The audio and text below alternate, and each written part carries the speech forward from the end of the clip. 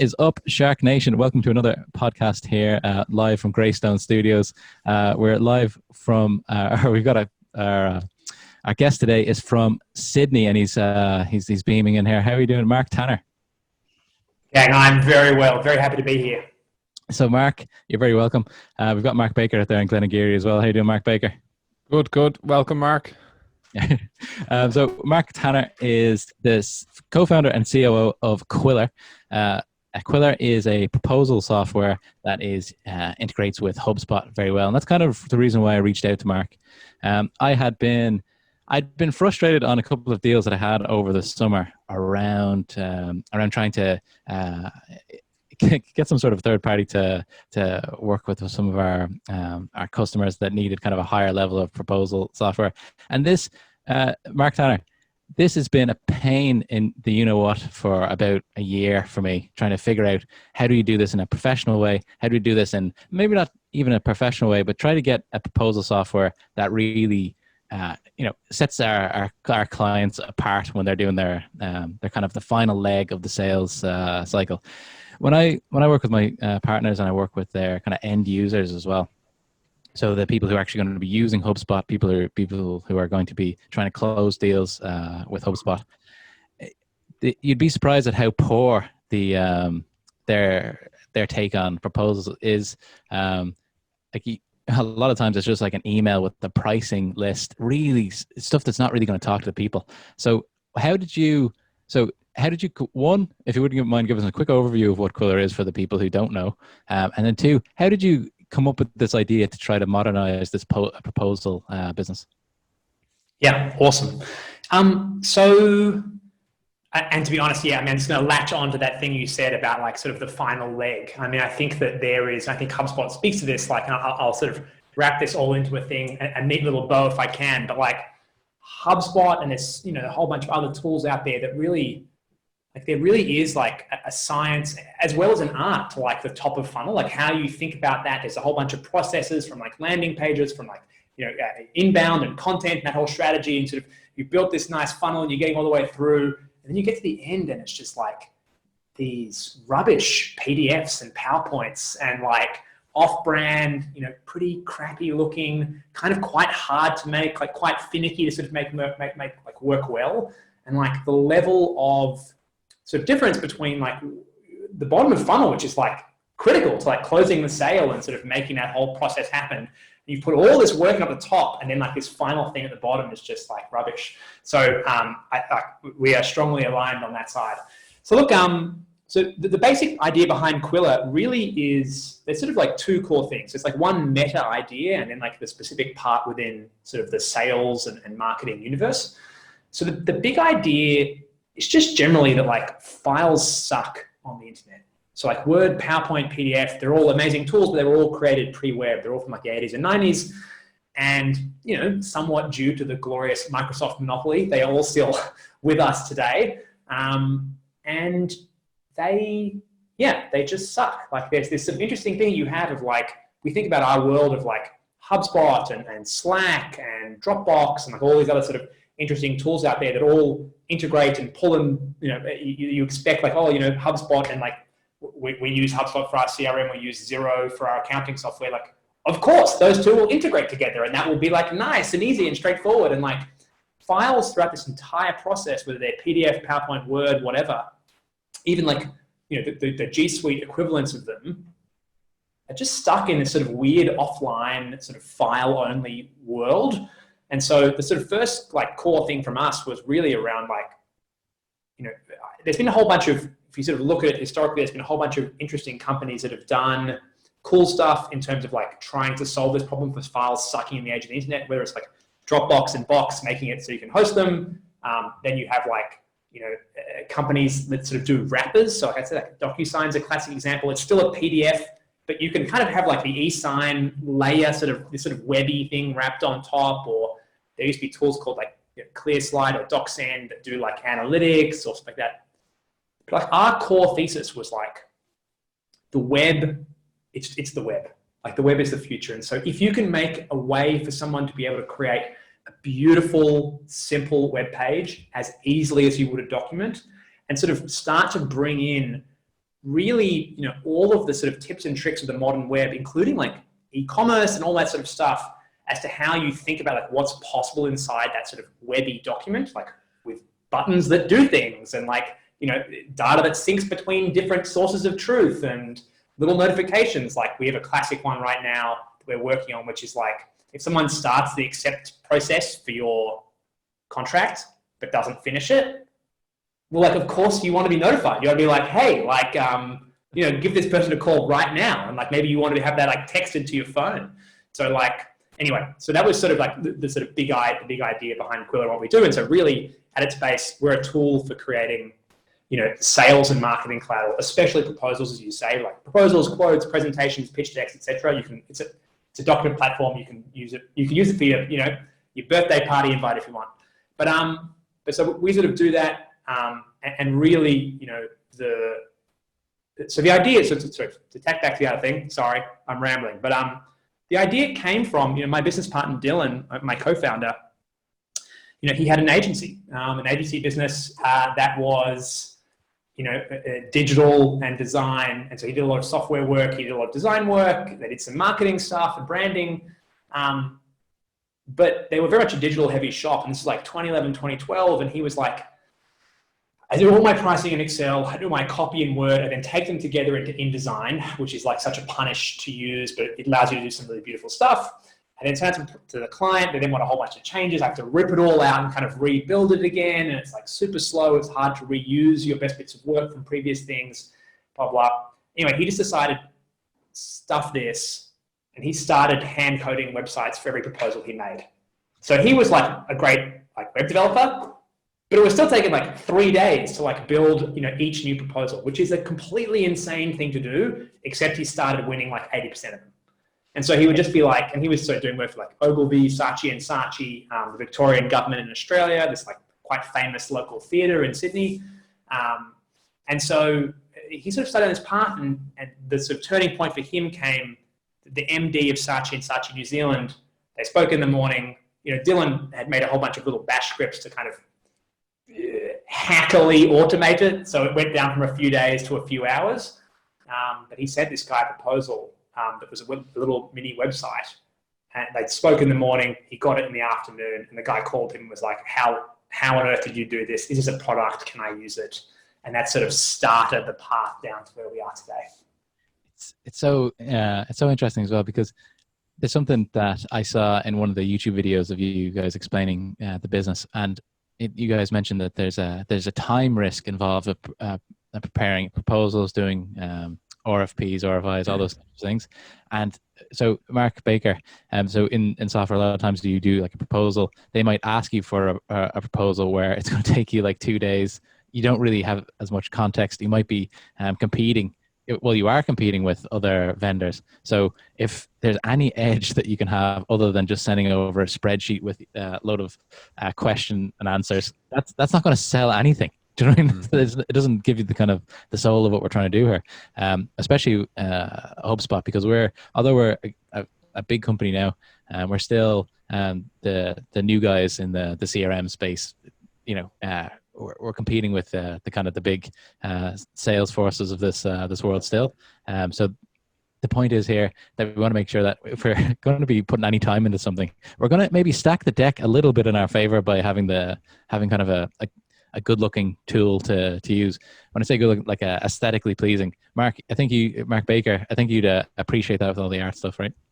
Yeah, I look after all our branding and all the kind of creative and marketing side in my company. And yeah, when I looked up the product, it made complete sense to me. I'm sure there's lots of little bits about it I don't know that are even make it even better than I think it is. But yeah, we were, for our proposals, they're PowerPoint, admittedly, and which turned into PDF. Took me a while to create them, and they're not very tailored to each client. We're literally replacing certain sectors with the word for another sector and stuff like that. So yeah. I definitely think a recruitment company pitching for business and trying to sell who they are and who the people are, which is the most important thing in recruitment, and what we represent, something like what Qwilr could provide would be really beneficial for recruitment companies. So I think so, Mark. I think like on that side that we actually had to be honest, like we actually had a bit of a focus on recruiting. And we have a little section of our site that said like for recruiters, which we've kind of pulled back on a little bit because COVID has not been especially friendly to the recruiting business.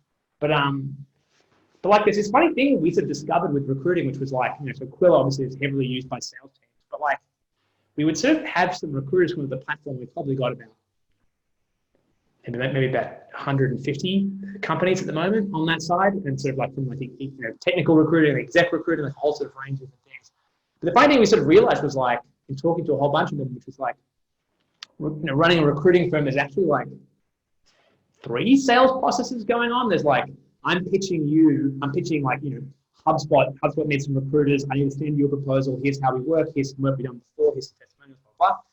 But then it's like, HubSpot's like, great, let's do it. You then need to like take HubSpot and like pitch them out to candidates and like actually get candidates excited about the opportunities that are available, and then like get those candidates and then like pitch them back to HubSpot. And like one of the things that we found throughout this whole process was like, so Qwilr, because it's a web page, like as soon as you just embrace the web and just say you're going to move away from files, you're like, oh, like we'll just have analytics. Like we'll just know, have they opened the page, how many times they looked at it, what section they spent the most time on. And for recruiters, there was this big thing of like, yes, the proposal part is like kick ass, but like if I can send out, like, let's say I've got this opportunity for HubSpot to go join Luke's team and be a partner manager in EMEA, and you send it out to like 15 people. Well, you might come in on Monday morning and be like, okay, well, these 5 haven't opened it. So like they're probably not really interested. These 5 have opened it once, looked at it for a minute or so, And then these 5 have opened it multiple times, for like, over half an hour or like whatever it is. And you can sort of have this feel of like who's hot, who's like warm-ish or cool or whatever, who's like probably, maybe you might follow up with people who haven't opened it, but like maybe kind of dead. And then like the same thing with the company of like, if you send a client, a bit of info to the company's webpage and you're like, they are opening this one, like they've opened it 20 times, different IP addresses are opening it, like they're forwarding it around the office. You can sort of, sometimes, again, a lot of recruiters say like, sometimes you will not get that useful feedback from clients as to like what they're actually interested in. But when you sort of see like, oh, well, these 3 profiles, they're all over and the rest they're kind of ignoring. You're like, okay, well, that's a useful clue and whatever else. So I don't know, it's sort of this interesting space of, that was not really, to be frank, the tool, like we didn't build the tool for recruiters, but it's interesting that like recruiting really is like, and actually I think this is why so many, I know like HubSpot Sydney, so many of their junior reps are recruiters, because like recruiters, you are selling in so many different directions all the time. And it really is such a powerful way to learn sales. Anyway, I'm going to stop ranting again. But I think it does align well. No, I think it's interesting as well because it means that your recruiters, Mark, can spend as much time as possible on people who are interested in things, right? But maybe going back to the kind of origin story, you were working in Google in the States, is that correct? And then did you always think that you were going to do a startup back in Sydney, or was that something that it was kind of just kind of good luck, or not good luck, but good fortune to come in contact with your co-founder, or was this always the plan? Yeah, so I was I think everyone sort of has this to some degree, but I was just very, very lucky in my career that a few things sort of went the way they did. So like I had no idea what I wanted to be. When I grew up, I went and did like an arts degree at university, which I loved, like history and politics and a bit of philosophy, why not? But I came out of that being like, I suppose I should go. I think like I applied for a bunch of consulting jobs. I ended up interning at one of a pretty good firm. But then luckily enough for me, like I sort of stumbled into this job working with this ebook startup in 2008, so 2008-9, which is when ebooks were just exploding because the Kindle and the iPhone both came out in 2007. And ebooks have been talked about for a long time as this sort of maybe thing, but then all of a sudden it's like, oh, now's the time. It's actually really happening. And so the first year with that company, basically they had this bit of software that like there were these 5 file formats that you could have ebooks in. So there was like Microsoft had one, BlackBerry had one. There was an open source format. Amazon had one, and I'm totally forgetting the 5th. But anyway, you'd pay money to take a PDF or a Word doc into each of these, like one-to-one. So you have to pay the same fee 5 times in a row. And this company had some software which was like convert it once into this middle format, and then the computer would automatically do all the rest for you. And like the first year there, it was unbelievable. Like you were just like, we were cold calling people all the time, go through, explain, show the price, close the deal, move on. And like we just like, we grew like a weed. The second year, it became increasingly clear that the cost of conversion was going to like hit 0, which is what it is now. Like Word and all these various tools have like export to Kindle. Like, and you can sort of just like automatically do all this stuff for free via software. And so there was this sort of moment of glory and then a sort of realization of, oh crap, like this is going to become commoditized. And that company has amazingly pivoted a few times and they still exist. You're breaking up a little bit there. It sounds a little bit like you're underwater. Is it? Oh, sorry. Do it again. I can hear you now. Sorry about that. Do you want me to go back a little bit? No, we got you for the last maybe 20 seconds. we'll edit that bit out, no problem. Okay. So we got you till export to Kindle. Anyway, so basically, the long story short was I was very lucky to work in a startup. I mean, startups at that stage, I don't know what it was like in Ireland, but in like 2008, 9, we got funding because one of the founders knew a rich person, and the rich person wrote us a check for $1 million. Like, hey, that was like, I'm sure there were some VCs around and whatever else, but the ecosystem was so early and sort of small. But luckily through that, I got exposure to tech, I got exposure to ebooks in this space. Google was looking to hire someone to basically run their ebooks partnership as they got ready to launch Android, and basically Android and iPhone were having this huge competition to like build out the content suite, what became Google Play versus iTunes. And so I joined that team doing ebook deals across Australia and New Zealand and Southeast Asia, and then sort of did like the magazine and the Google newsstand equivalents of that. Then sort of went and joined in New York as well. It's interesting. It's interesting story, that kind of 2007, 2008 time. It's interesting to have somebody from the outside who doesn't really know that much about Ireland or what was going on then. Just to give you some context about how the boom time in Ireland, and how I would imagine, I wasn't in business at that stage, but I would imagine if you were looking for money, there'd be something it'd be pretty easy to raise. But there was one stat that I heard on another podcast that, so we're, at the time, there's probably 3.5 million people total in Ireland.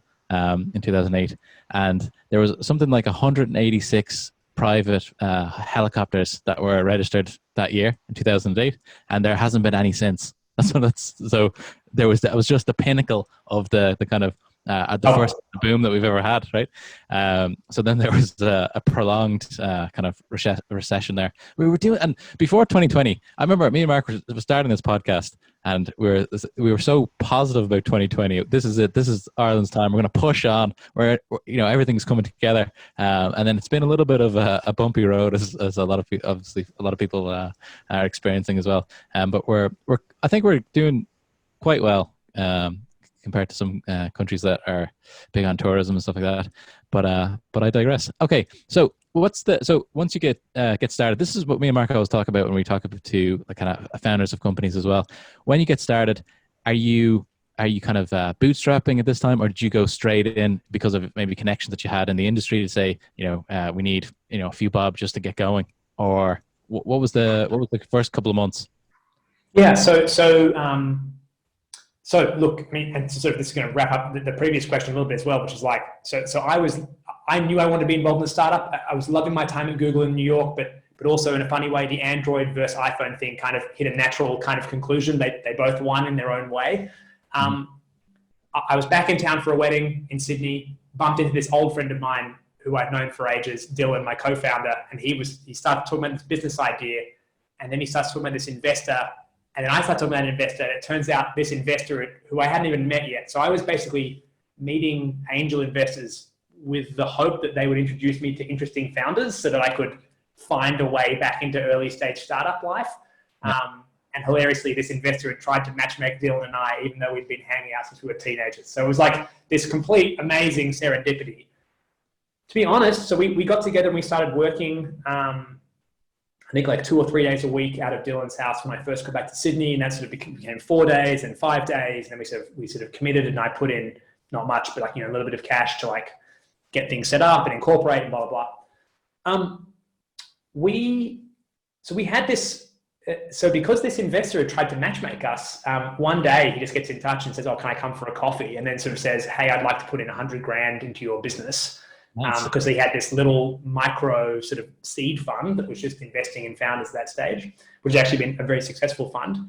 And so we were like, well, that would allow us to like hire another engineer and like, do some stuff. And so we did that. And then so to be honest, we kind of like got on the sort of venture capital train relatively early, although I would say that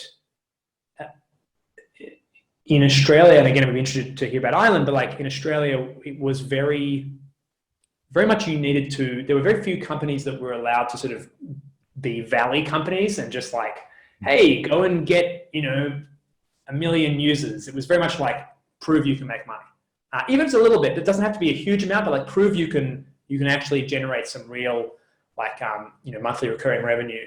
And so we, very quickly after that 100K, did a little angel round for about another 400 or so, and then sort of managed to get like, I think we sort of got to about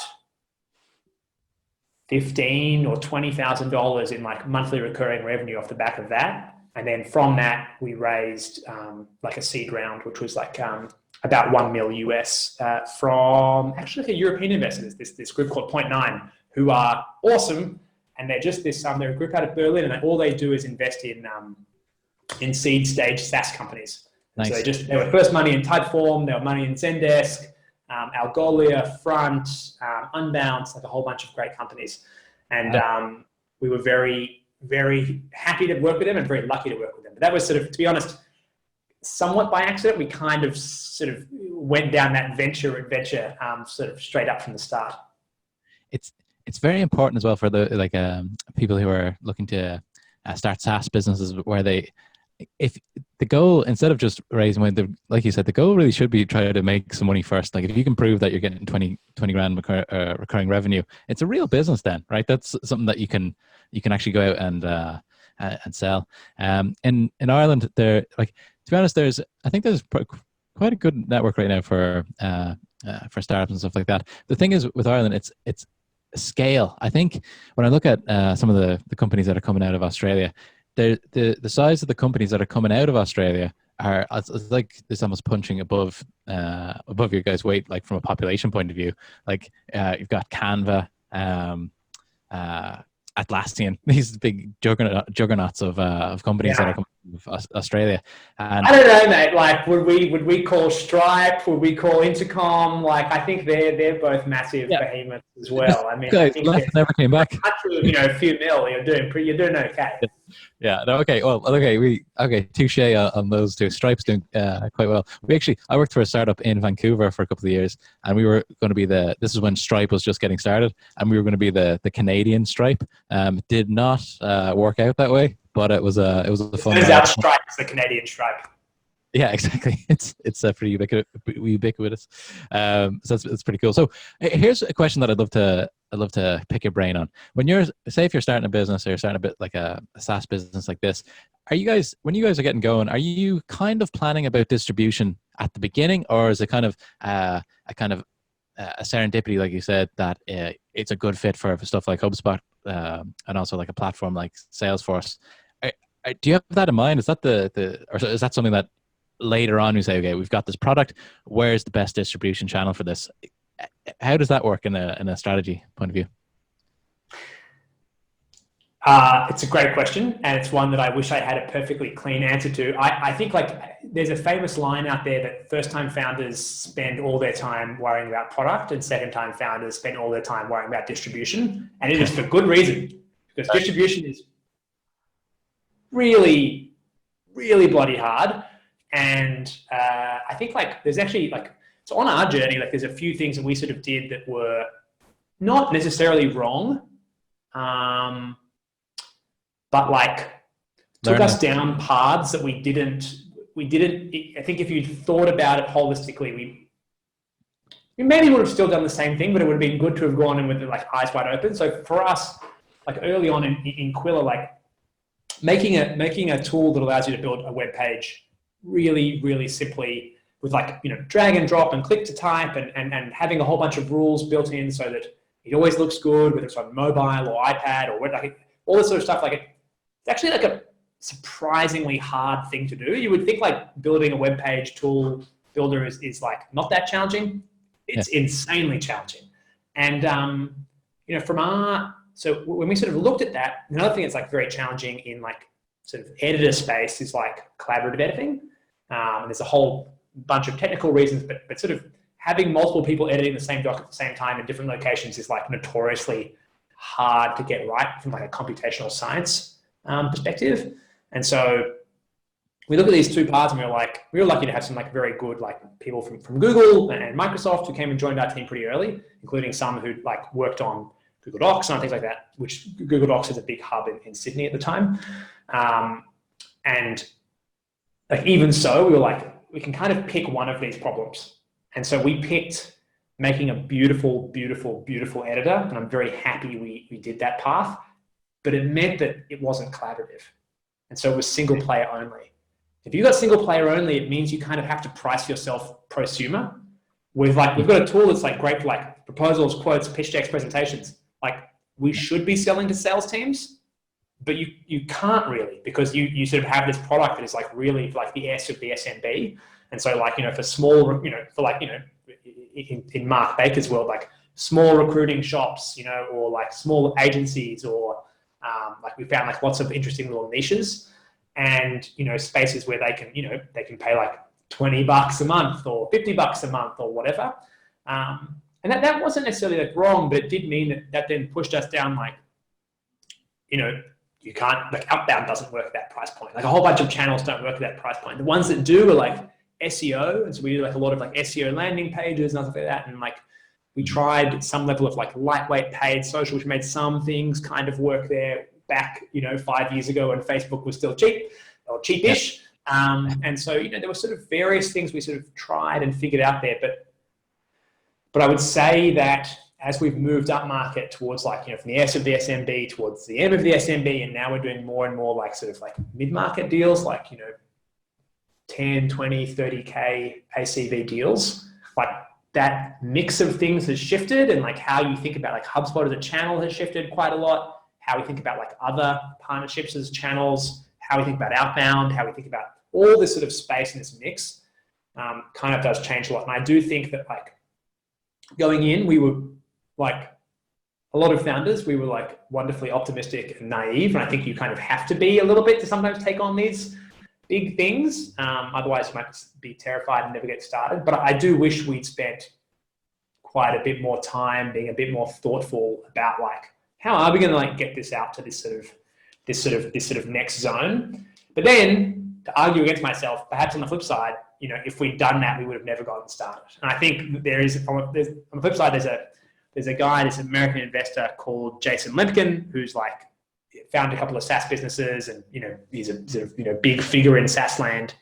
And he has this lovely, like this really wonderful framework, which is like, who are you? Like, why should anyone buy software from you? Like, you're like some nobody, like, blah, blah, blah. But if you can, can you get 10 people who you've never met to buy your software? Like, no way, that's impossible. Like, that's completely absurd. But if you can get 10, you almost certainly can get 20. And if you can get 20, you can probably get 50. And if you can get, and it sort of goes on, and like the adjective gets easier and easier each time. And so like we're now at the stage where we're in the thousands.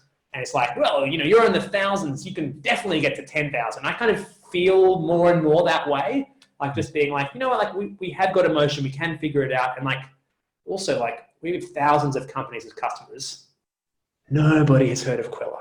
Like we have a brand the size of like, 1 micron. Like it's this tiny little thing because the world is gigantic. Like HubSpot is like coming up on 100,000 customers, and yet there's like so much more opportunity that lies ahead. And so it's sort of the scale of the world is just massive. It's massive, and it's something that while you were speaking there, I was realizing something as well. There's the way of, so a friend of mine is building an app for HubSpot, for a very specific, like it's going to be a SaaS business, but pretty lightweight, and it's going to be very kind of one-dimensional. But it will fix a problem that's there, right? And it's with distribution in mind. It's like, okay, a lot of our customers need this in HubSpot. I'm going to build this exact product for that. It's going to have some analytics and some cool stuff, but it's not going to be like a huge big kind of back end on it. But the issue is that he's building it directly for what the platform is now, and there's a gap there that is really a lot smaller than what Qwilr is proposing. So what I mean by that is HubSpot is always getting better. They're developing their platform. I think that HubSpot will, by the time he gets everything together, HubSpot will have that in the tool, right? So sometimes if you think too much along the lines of distribution through, say, one platform like that, they're going to be, if it's only an incremental improvement, they might just do that themselves, and that's a huge risk. But if you're developing something like Qwilr, like with a kind of open mindset at the beginning, there's going to be a huge gap there that HubSpot's not going to.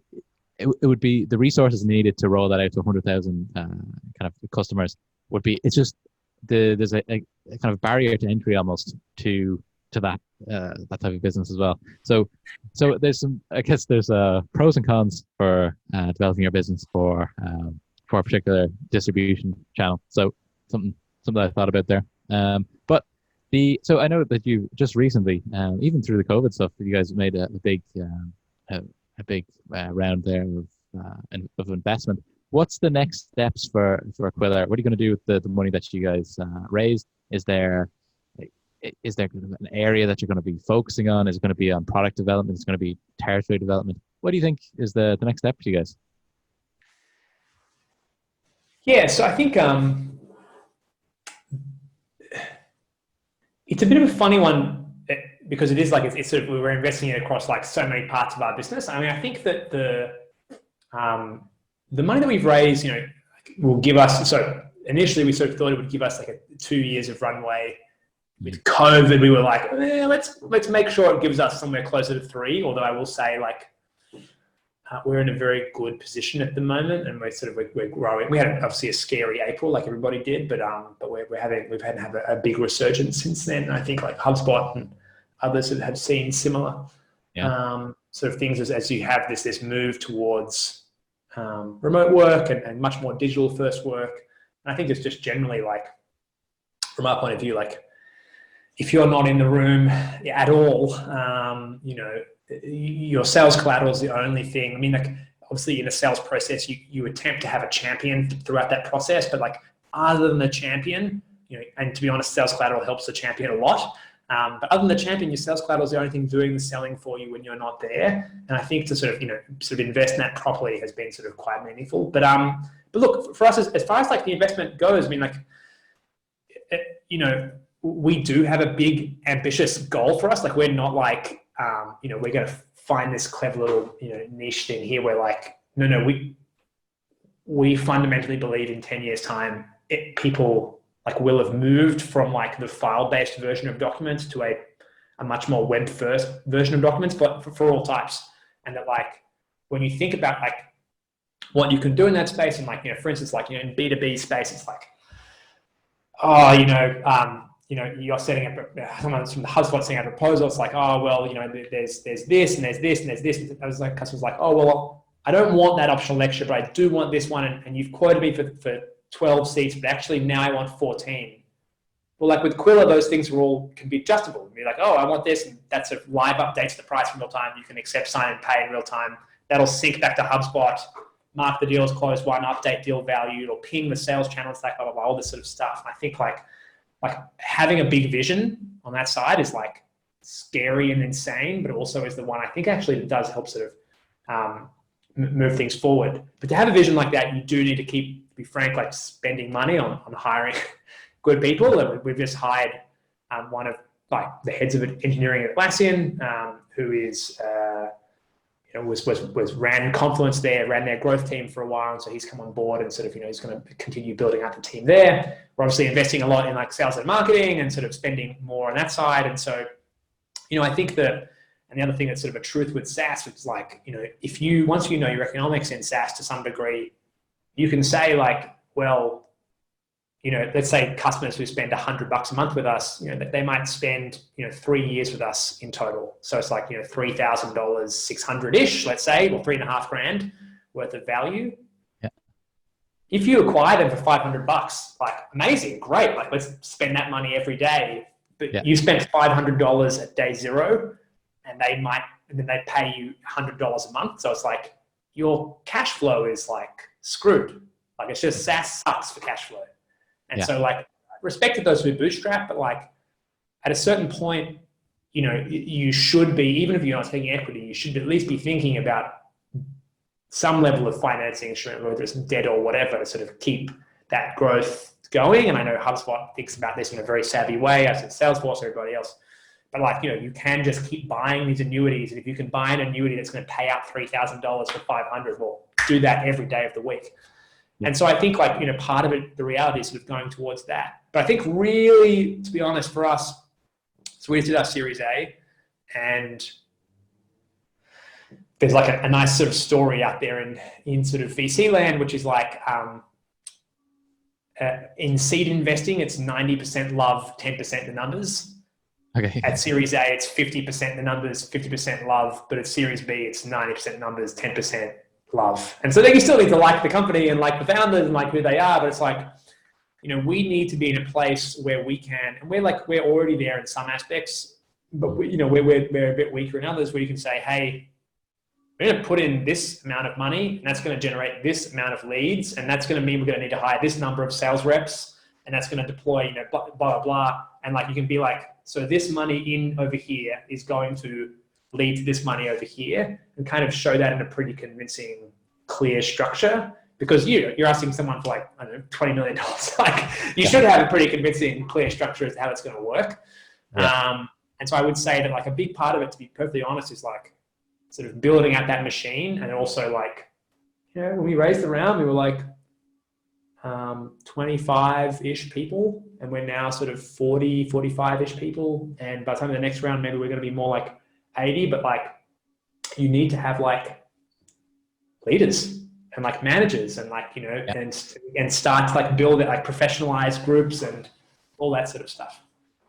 And it's something that leads to an interesting point as well. Like you mentioned before we started recording that a lot of the team is distributed. Is that on purpose, or is that just because you found the best people, you know, across the country that, you know, couldn't move for whatever reason, and you were okay with managing those guys at a distance? Because it seems like it was distributed before the COVID thing. Yeah, so we have a bit of a funny structure. So we're in Australia. Yeah. Of the 20% of our revenue comes from Australia. Like the vast majority comes from like, obviously the US is a huge one. You know, UK and Ireland and the Nordics, plus Netherlands is pretty big as well. You know, Canada, blah, blah, blah.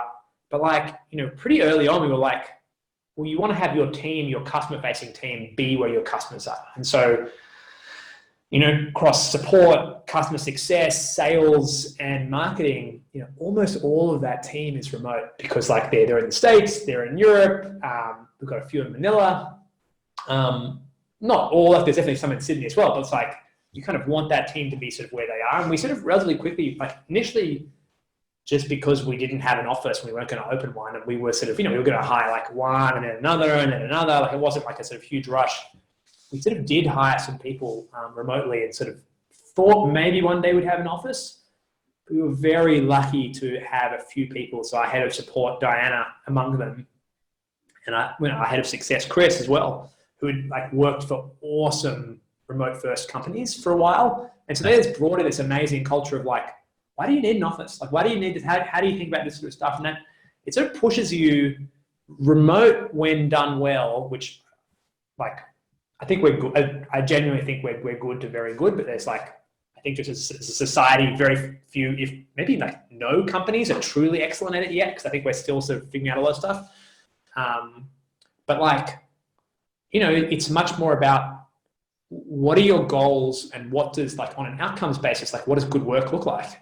And like for some things like sales, that's gloriously straightforward. It's like, here is your quota. And if you hit it, I could care less if you're at the pub at 2 p.m. on a Friday, or if you're going for a surf at 11 a.m. on a Thursday. Like I don't care. Like, do you hit your numbers or don't you?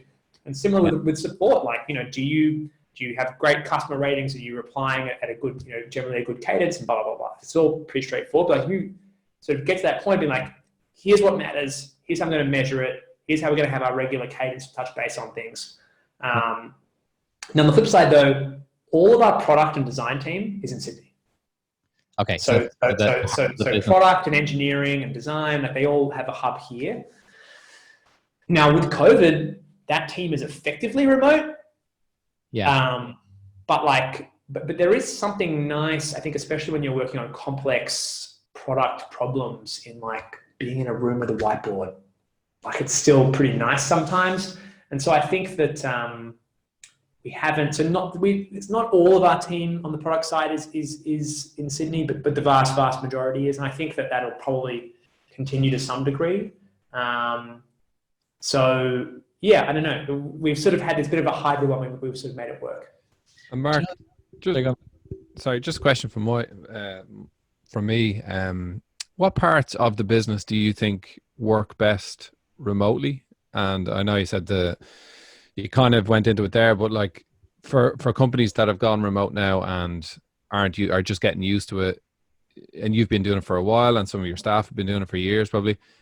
What areas of businesses that you can apply to general business work best remotely and others that don't?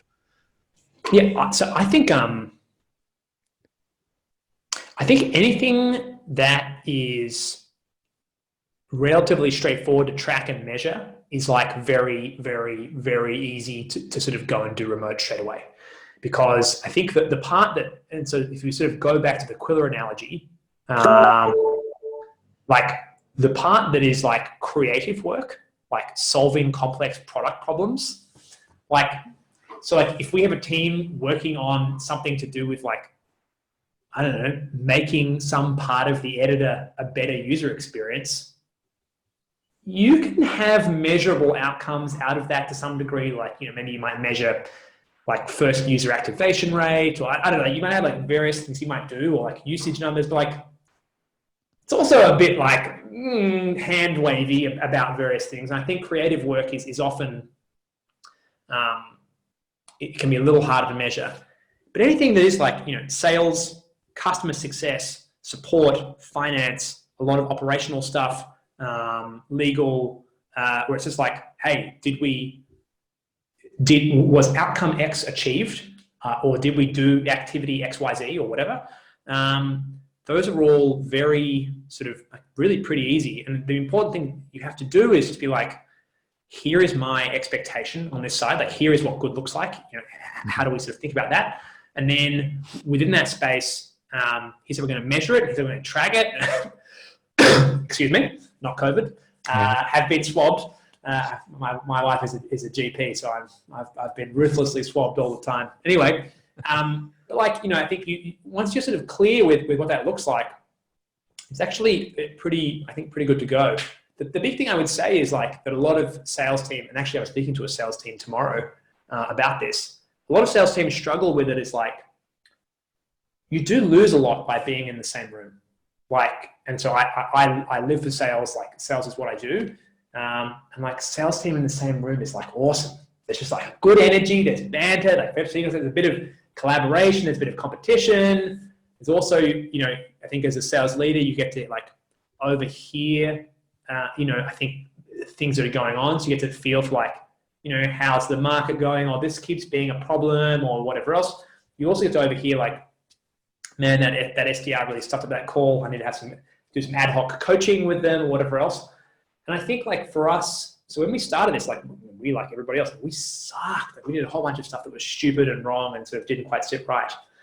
But like the thing that we found, the framework that I think like worked best for us was to start from the premise of like, don't pretend that remote doesn't come with costs. It comes with like real costs, but just be like explicit as to what they are. And so like, if I think about like what you lose with regards to sales teams, like you lose like a bit of the banter, a bit of the camaraderie, like that sort of, social aspect, which I think sales teams thrive off. you lose coaching quite a lot.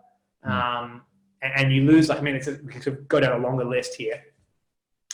But I think that, like, you know, so I think, how do you become a bit more intentional about like camaraderie and like celebration and all that sort of stuff? And you can definitely do that remote. It's not quite the same, but you can definitely do it. And on the coaching side, like the best thing we did was just, as part of everyone's activity tracking for the week, everyone has to include ride-alongs and be like, you have to every single week either have someone join your call or join someone else's call and just sit there, and you have a little meeting beforehand. You're like, hey, what's the goal for this call? What's going on? The whole call, unless it goes off the rails, you shouldn't say anything. Like, sometimes you could jump in and save them or help a little bit, but like, generally speaking, you're just sitting there, you're watching, you're taking notes. At the end of the call, you have a little moment being like, hey, Mark, I thought you handled that section really well. Like, I'm actually going to steal that when I do that. I have such a clever way of deflecting that question. Or, hey, but, you know, when they ask this thing, you know, you did this answer. I actually find that, like, when I get that, when I try to answer it this way and blah, blah. And also sometimes they'll catch a little thing like, oh, and they also, this woman asked you this question, which you didn't really answer. So maybe when you follow up, be sure to mention that. Both parties, like, if you're having like one-on-one coaching with someone, so if you're being coached, you get like a lot of value out of that. But actually, there's even more value in being being the coach, like being the teacher, because you get to sit there and be like, that's not going well, and I can kind of see why. And I definitely do that myself, and all this sort of stuff. And I think, so look, again, that's like one aspect, but I think like when we went through and we're like, what are we losing out of this process? And we sort of caught a few things, and we're like, how do you make that work in remote? And actually, that's way better than what we were doing when everyone was in the room and we were just like, oh, like, I can do coaching ad hoc. I'll just hear a bad sales call. I'll get pulled into a meeting or whatever. And like, actually being intentional about it has led to a better outcome. So I think to really make remote work, like, you sort of need to do that. And I think also, I swear I'm nearly done, but the other final level that we still are not that good at, but I can see a path as being better at, is like Zoom calls. Much as I love you guys and this has been a delight, but Zoom calls are like pretty draining. And a lot of time with companies that are early to remote, it's like the first answer is like, let's have another Zoom call. And actually that's not the path. The path is asynchronous stuff. And so now if someone wants to set up a meeting, the first thing everyone tries to do is push back and be like, can you write it up in a doc, or can you record a little 5-minute Loom video? And if you guys don't know Loom, it's just a little video recording tool. They're close friends of us at Qwilr. Like, they're awesome. You can record a quick little video, either screen share or not or whatever. But it's just like, often, and then over the next 24 hours, you know, you send it around, people will watch it in their own time. They might respond with a video or yes, no, or whatever. But I think like that asynchronous path as well, in terms of like, rather than like always needing everyone to be in the same room at the same time, like that's like the next level, I think, that really allows you to do cool stuff. And obviously Qwilr can play a role in that too. I love that as well, because the first, like in April when everything got shut down here in Ireland, I think I was in Zoom calls kind of all the time. I was almost just kind of like just clicking into the next link.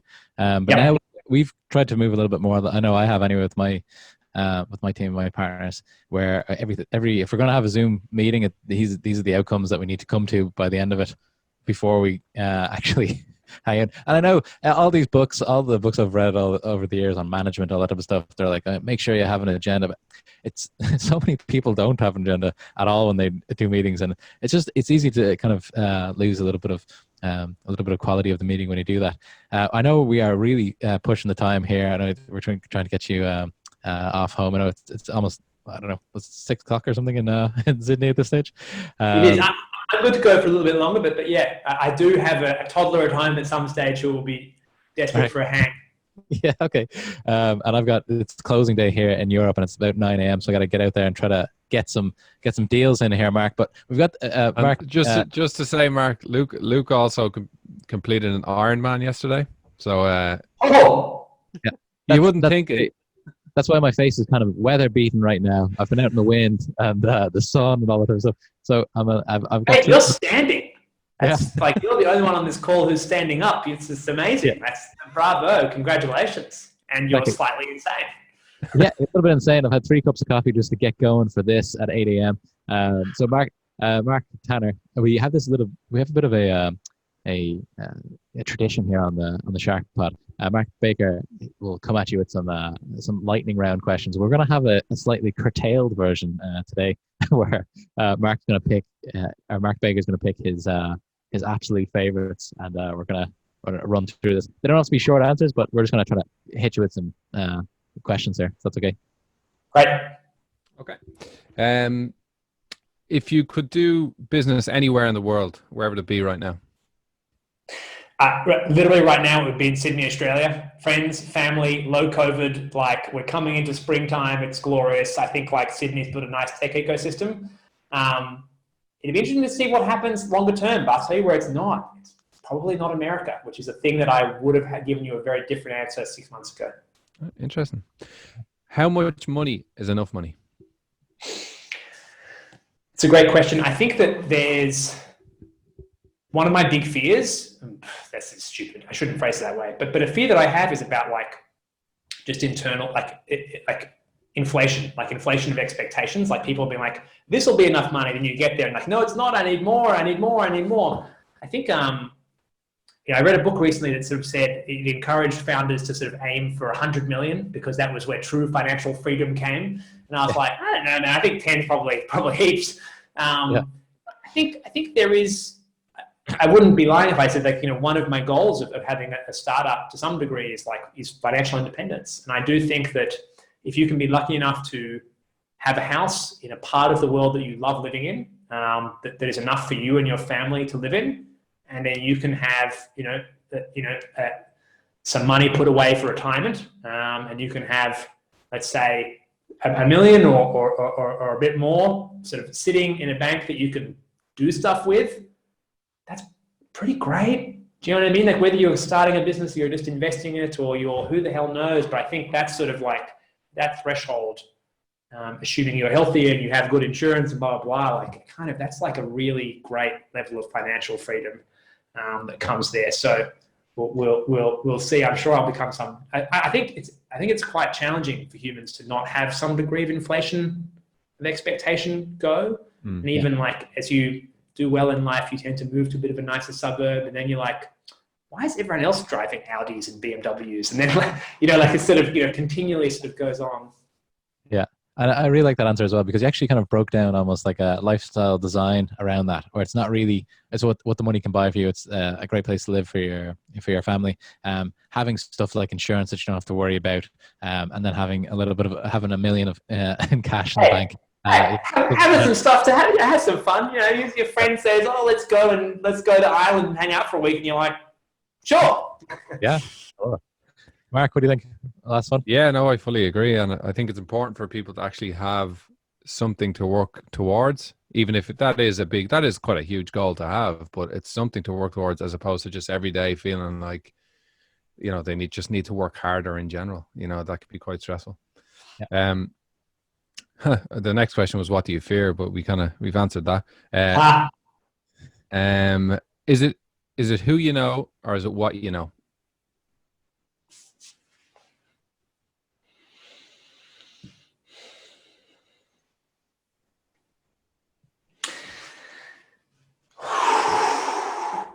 I'm going to be a bastard and reframe both of them into the way that I would like. I think, so something that I've been thinking about a lot is like, so I've got a 2-year-old, and one of the things, like something I've been thinking about a little bit is like, what do you want to teach a child? Like, what are the actual things that matter? And I think like something that stuck with me, there's this essay I read that's from like a bajillion years ago. It's like someone writing in the 1500s, but it was an essay about like, if you can teach your child to make friendships, like they have like this skill, so how do you think about that? But I actually think like in the context of like what there's this really important thing about like a growth mindset or a learning mindset, where it's just like, if you have a thing where like, you think about things in terms of like, oh, I'm dumb at maths, but I'm smart at geography, or I'm, vice versa or whatever. Like you sort of actually deny yourself a whole bunch of possibilities, where if you sort of like, if you have a belief that like, some things might come to me easier, some things might come to me harder, but it's possible for me to learn anything. If you have that sort of view of like, it might be really hard, but I'm not a computer programmer, but I feel very confident if I dedicated myself to that for a year or two or whatever, like I'd be able to become quite good at that. And I think that like having that mindset actually opens so many doors because nothing is sort of shut to you. And I think on a similar one with the who you know one, I think that one of the great bits of advice I got from my dad early on is he said to me, most people love being asked for advice. You know, most people find it deeply flattering to be asked for advice by someone, especially if you're like, you know, I don't want to like two-man home, but like, you know, someone like an up-and-comery, like, you know, founder or whatever, like to go to someone and ask for advice is to say to them, I value you and I think you're intelligent and I think you are worthwhile and you have real things to add here. And like, no human being like, it's like, that's a great feeling. Everyone's like, yeah, yes, I'm being validated. You know, I think that once you sort of get through that, and obviously you need to ask it in the right way and treat people with respect and understand how to do it. But once you do that, I do think that like, again, that can open a whole host of doors for you towards like, you know, it's not going to open it. Not everybody will want to do whatever else, but I do think that, you know, both of those things, if you can have a good way to sort of, you know, operate across both of them and sort of realize that you probably can start a conversation with that person. And also, maybe you need to pick 5 people and you reach out to all 5 and you know you're probably going to get 2 of them, you know, to some degree. But I think that across both of them, if you can make both those work well. If I had to pick one, I'd say it's probably what you know versus who you know. But they're so important and there's so much luck that comes from weird serendipitous things. And yeah. It's a great answer. I think this question, we've asked this to, I guess, almost 30 people now, or something like that.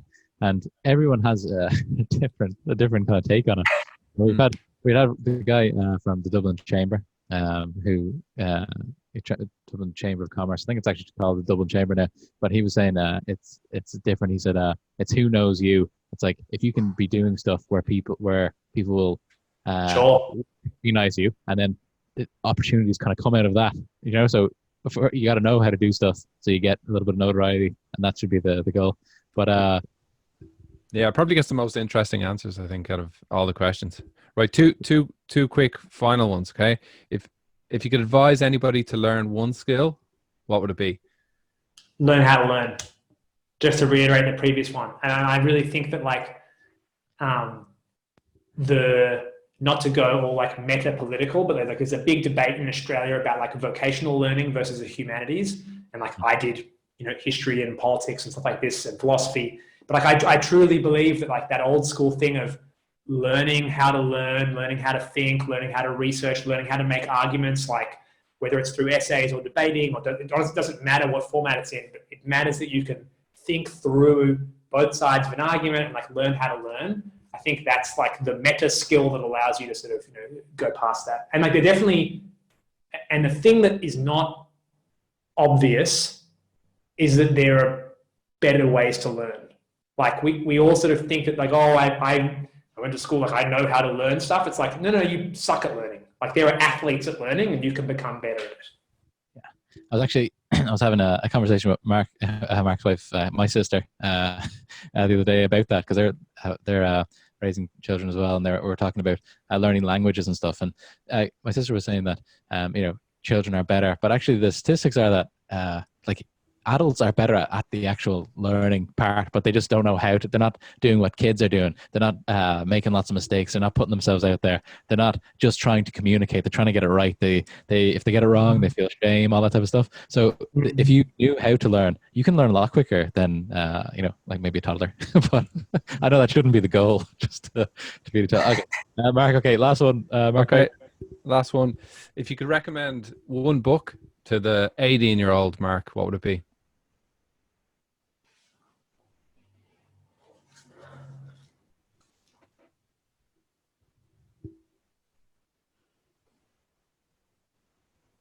Doesn't have to be a business book. It could be something that. Yeah, it's a really tough question. I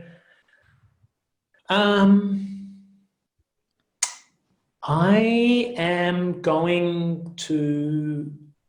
This book's a little top of mind because I was talking about it with a friend yesterday. So it's a bit of a cheat, but I think it's a meaningful one. There's this book out there by Christensen, who is the father of like disruption theory and also jobs to be done and other things like that, or one of the fathers of jobs to be done. And he actually passed away in the past year or so. But he has this book called How Will You Measure Your Life? And so he was a Harvard, Harvard Business School, like in their MBA program. He was one of the lecturers there. And he had this course, this book sort of came out of a course he took there, which was like a very popular course. And, at the start of the course, he sort of asks, how will you know at the end of your life whether you've lived a good life? And, what will you have wanted to have achieved and sort of, all this sort of stuff. And, you get it's Harvard MBA. You get a whole bunch of like hyper career like answers, but you also get, I have a good relationship with my spouse. I have a good relationship with my kids. I'm still close to my family. I'm in my community. I'm like, part of my football club or my church or my like whatever it is that's meaningful to you. And he then goes through and goes, okay, cool. So as Harvard MBA grads, just so you know, Harvard MBA grads, not just MBA grads, Harvard MBA grads have a 7 times higher divorce rate than the national average. What? There is a 20 times higher than the national average chance that you will not be on speaking terms with your children at age 50. Now, obviously, 20 times a low number is a low number, but it's it's all these sort of things. And it then sort of pivots to be like, a lot of what we talk about in management philosophy, one of many big theories, but a big theory is about like return on invested capital. The investment you make and the return you get are often correlated. Mm-hmm.